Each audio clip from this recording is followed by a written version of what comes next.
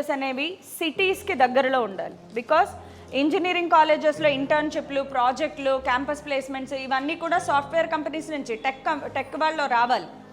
Tech వాళ్ళు ఎప్పుడొస్తారు, వాళ్ళకి దగ్గరలో ఉన్న వాళ్ళనే హైర్ చేసుకుంటారు. అక్కడెక్కడో మారుమూల చోటు నుంచి వాడు వచ్చి ఇప్పుడు నాకు ఇంటర్న్షిప్ చేస్తాడా, లేదా ఆల్రెడీ హైదరాబాద్లో ఉన్నవాడు నాకు పనికొస్తాడా, వీళ్ళు హైదరాబాద్లో ఉన్న వాళ్ళనే అప్రోచ్ అవుతారు. సో బెంగళూరు, చెన్నై, హైదరాబాద్ ఈ సరౌండింగ్స్లో కాలేజెస్ ఎప్పుడూ బాగుంటాయి.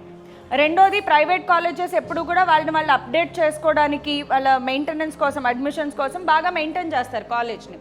కొద్దో గొప్ప ఇంటర్న్షిప్ తీసుకురావడము, కొద్దో గొప్ప ఏదో ఒక ప్రాజెక్ట్ పిల్లలకి చెప్పడము, ఏదో ఒక కంపెనీని తీసుకురావడం చేస్తూ ఉంటారు వాళ్ళు.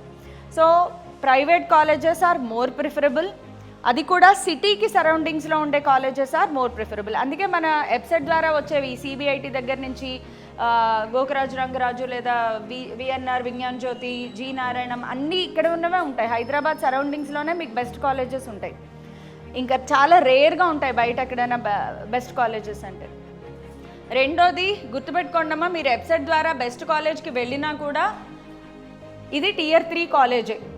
సో నీ ఎఫర్ట్స్ చాలా ఎక్కువగా ఉండాలి. నువ్వే సొంతంగా ప్రాజెక్టులు తెచ్చుకోవడం, నీకు ఎవ్వరూ చెప్పరు, నాకెవరు చెప్పలేదు అందుకే నేను ఇంటర్న్షిప్ చేయలేదు, అదంతా నాన్ సెన్స్. ఈ రోజుల్లో నీ చేతిలో మొన్నటిదాకా ఇంటర్నెట్ ఉండేది, ఇప్పుడు ఆర్టిఫిషియల్ ఇంటెలిజెన్స్ వచ్చింది.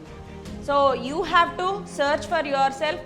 నేనేం నేర్చుకుంటే బాగుంటుంది, నా కెరియర్ ఎలా ఉంటుంది, సర్చ్ చేయాలి. ఏ చదువులు చదివితే ఎక్కడ బాగా కెరియర్ ఆపర్చునిటీస్ ఉన్నాయి, చాలా ఇంపార్టెంట్.